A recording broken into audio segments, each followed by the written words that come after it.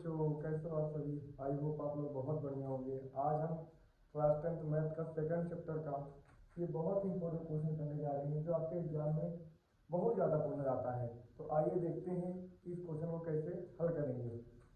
सबसे पहले ऐसा क्वेश्चन जो लिखा है कि निम्न द्विघात बहुपद के शून्य ज्ञात कीजिए तथा शून्य तथा गुणांकों के बीच संबंध का ताकि ज्ञात कीजिए। ये क्वेश्चन पहला लिखा है, क्या लिखा है, x square plus 7x plus 10। अच्छा, इसका सोल्यूशन कैसे करेंगे आइए हम लोग देखते हैं। सबसे पहले ऐसे क्वेश्चन के अंदर हम क्या लिखेंगे, पी एक्स बराबर x square plus 7x plus का 10। आपको शून्य ज्ञात करना है तो सबसे पहले इसका फैक्टराइजेशन करना होगा। फैक्टराइजेशन का मतलब होता है गुणनखंड करना होगा। कैसे गुणनखंड होता है आइए देखते हैं। अलग से कर लेंगे। सबसे पहले x square plus 7x plus 10, इसका आप गुणनखंड अलग से कर लोगे। कैसे करेंगे, सबसे पहले गुणनखंड के अंदर हम लोग ये देखते हैं कि ये जो पहले वाले को लास्ट वाले से करते हैं, अर्थात ए का गुणा सी से होगा। ए क्या है आपका एक्स स्क्वायर, सी क्या है आपका 10, तो इसका गुणा जब हुआ तो इसमें क्या हुआ 10x स्क्वायर। अब हमें ऐसी दो संख्याएं लेनी है, अर्थात इसको क्या बोलते हैं मध्यपद विभाजन। ऐसी दो संख्याएं लेनी है कि जोड़ने पर तो क्या आए, यहाँ पर प्लस का चिन्ह है, जोड़ने पर तो 7 आए, जोड़ने पर कितना आए, जोड़ने पर तो प्लस का 7 आए, लेकिन गुणा करने पर कितना आए 10 आए। तो अच्छा ये होता है जोड़ने पर 7 गुणा करने पर 10, तो जोड़ने पर 7 तो ये आ गया प्लस का 5 प्लस का 2 7 हो गया, लेकिन गुणा करने पर 10 तो 5 गुणते क्या हो जाएगा 2 बराबर कितना हो जाएगा 10। तो ये तो करना है, लेकिन ये प्लस का होना चाहिए तो ये भी प्लस का है, ये प्लस का होना चाहिए तो ये भी प्लस का है। अब देखते हैं कैसे लिखेंगे।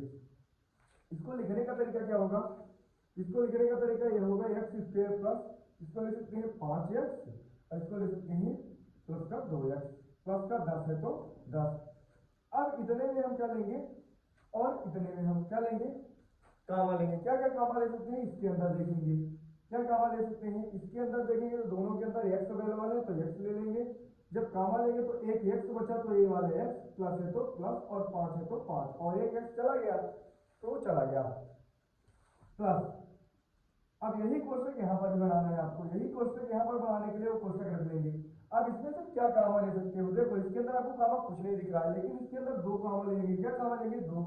जब भी दो कामा लेंगे तो दो का यहाँ पर क्या होगा भाग हो जाएगा, दो का यहाँ पर भी भाग हो जाएगा, दो से दो बच जाएगा, दो पंचे 10 5 बचेगा, तो एक्स प्लस में कितना आ गया 5। दो कामा लिए यहाँ पर एक्स बचा, दो का भाग आया तो 5 बच गया, बराबर क्या रख देंगे शून्य के तरफ 0 रख देंगे। अब एक बिना कोष्टक वाला और एक कोष्टक वाला, एक कोष्टक वाला तो x प्लस का 5 इन दोनों में से कोई ले सकते हो, और एक x प्लस का 2 बराबर 0। इसको फैक्टराइजेशन कर लेंगे, एक x प्लस का 5 बराबर 0 हो जाएगा और एक x प्लस का 2 बराबर 0 हो जाएगा। तो x बराबर ये प्लस में था उधर गया तो माइनस में 5, ये x बराबर प्लस का 2 था उधर गया तो माइनस का 2 आ गया। ठीक, एक शून्य का आपका क्या निकल रहा है, एक शून्य का अल्फा बराबर माइनस का 5 और बीटा बराबर कितना आ गया माइनस का 2 आ गया।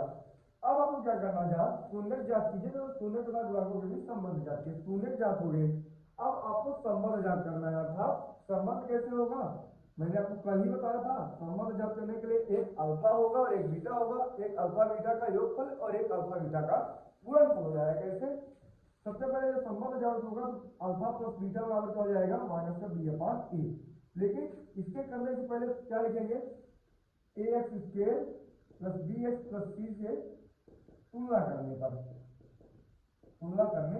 पर ए बराबर यहाँ पर लिख देंगे x square plus 7x plus का 10। ए बराबर कितना हो जाएगा, इसके गुणांक में 1 है तो 1, बी बराबर क्या हो जाएगा गुणांक के साथ प्लस का 7 है तो प्लस का 7, सी बराबर प्लस का 10 है तो प्लस का 10। अब देखो जब संबंध निकालेंगे तो पहला संबंध क्या होगा अल्फा प्लस का बीटा, अल्फा प्लस का बीटा बराबर क्या होता है माइनस का बी अपॉन ए। अल्फा का मान कितना है माइनस का 5 प्लस है तो प्लस, बीटा का मान कितना है माइनस का 2 बराबर एक सूत्र का माइनस और यहाँ पर प्लस है तो माइनस का बी अपॉन है, माइनस का बी अपॉन ए का मान 1। अब देखेंगे ये प्लस ये माइनस प्लस का माइनस और माइनस माइनस क्या हो जाएगा प्लस हो जाएगा, तो ये प्लस माइनस का माइनस माइनस माइनस प्लस, लेकिन बड़ी संख्या माइनस का चिन्ह है तो माइनस का 7 बराबर क्या हो जाएगा ये माइनस का 7, 7 से 7 कट जाएगा। दूसरा क्या शून्य हो जाएगा आपको पता है, दूसरा शून्य ज्ञात करने के लिए क्या करेंगे, एक अल्फा इंटू बीटा बराबर क्या होता है C/A।